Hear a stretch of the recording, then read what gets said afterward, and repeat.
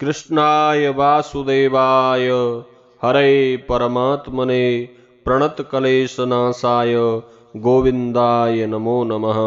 वसुदेवसुतं देवं कंसचाणूरमर्दनं देवकी परमानंदम कृष्णं वंदे जगद्गुरु। नमस्कार प्रिय बंधुओं, आप सभी का हमारे YouTube चैनल में बहुत बहुत स्वागत है। बंधुओं, जिस प्रकार भगवान नारायण को कार्तिक मास परम प्रिय है, उसी प्रकार भगवान नारायण के ही स्वरूप श्री कृष्णचंद्र भगवान को और भगवान विष्णु को मार्गशीर्ष मास अत्यंत प्रिय है। मार्गशीर्ष मास में भगवान श्री कृष्ण की बाल लीलाओं की कथा श्रवण करने से भगवान श्री हरि नारायण की विशेष कृपा प्राप्त होती है और श्रोतागणों के जन्म जन्मांतर के पाप नष्ट होते हैं। आज से आप हमारे चैनल पर भगवान श्री कृष्ण की बाल लीलाएं भागवत महापुराण से वीडियो के माध्यम से नित्य श्रवण करेंगे मार्गशीर्ष मास में। तो एक बार प्रेम से कहिए, बोलिए बाल कृष्ण लाल की जय, श्री कृष्ण बलराम की जय। बंधुओं, श्री सुखदेव जी राजा परीक्षित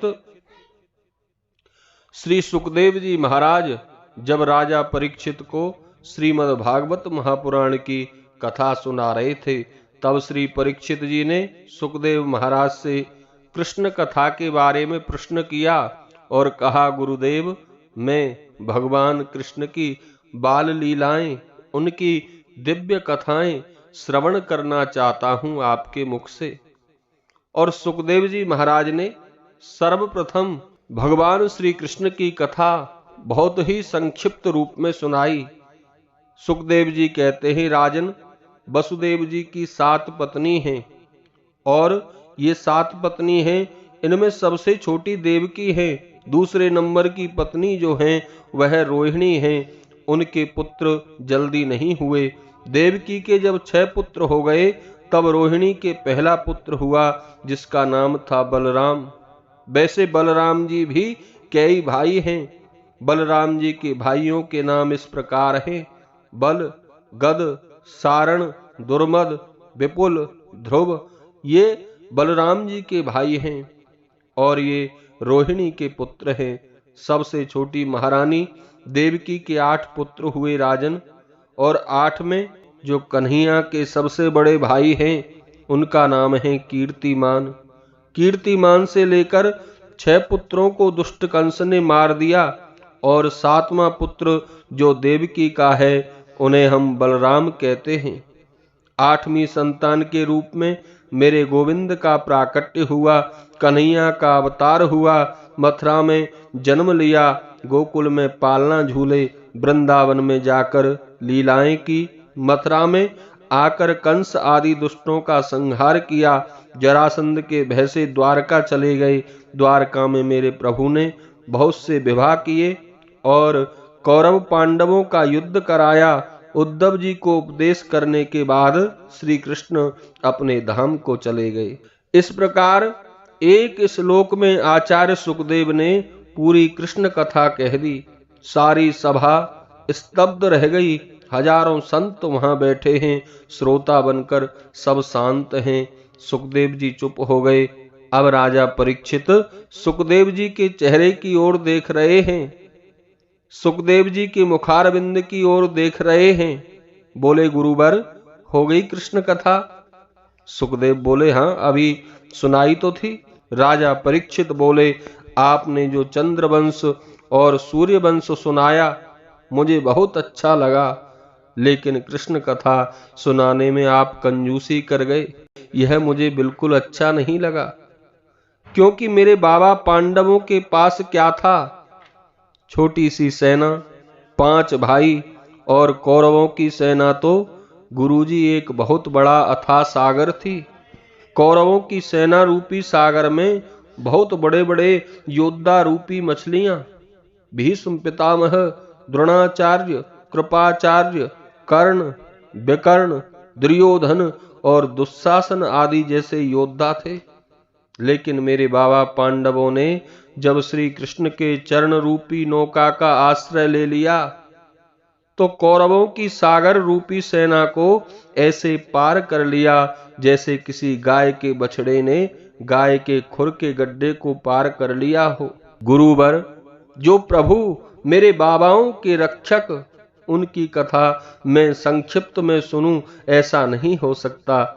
बाबा की बात जाने दीजिए, मैं तो अपनी बात करता हूं। महाराज द्रोणाचार्य के पुत्र अश्वत्थामा ने मुझे गर्भ में नष्ट कर दिया था।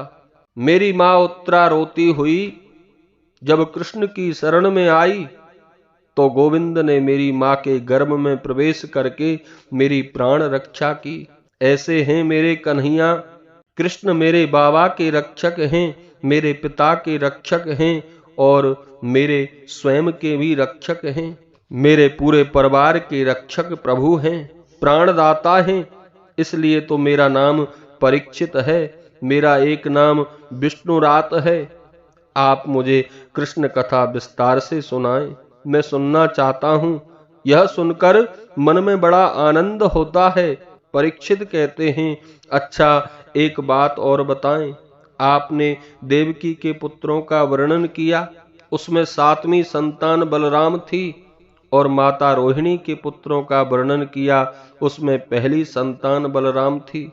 मैं समझा नहीं, ये 2 बलराम हैं या एक ही बलराम है? यदि एक बलराम है तो एक बलराम 2 बार जन्म लिए बगैर 2 माताओं के पुत्र कैसे हो गए?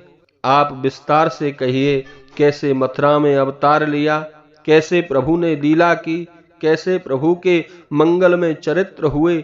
आचार्य सुखदेव जी बोले, राजा परीक्षित की बात सुनकर बोले, परीक्षित मैंने श्रोता बहुत देखे, पर तुम्हारे जैसा श्रोता मैंने नहीं देखा। वास्तव में तुम अद्भुत श्रोता हो। आचार्य सुखदेव कहते हैं, राजन तुम्हारे जैसा श्रोता मैंने नहीं देखा। 4 दिन से कथा सुन रहे हो, ना पानी पिया ना भोजन किया, बस सुनते ही जा रहे हो। भूख लगी होगी, प्यास लगी होगी, थोड़ा जलपान कर लो, फिर विस्तार से कथा सुनाएंगे। बंधुओं, राजा परीक्षित ने कैसा सुंदर जवाब दिया। परीक्षित कहते हैं, महाराज मुझे भूख नहीं लगती, प्यास नहीं लगती। आपके मुख रूपी चंद्रमा से गोविंद की अमृतमयी कथा पान कर रहा हूं।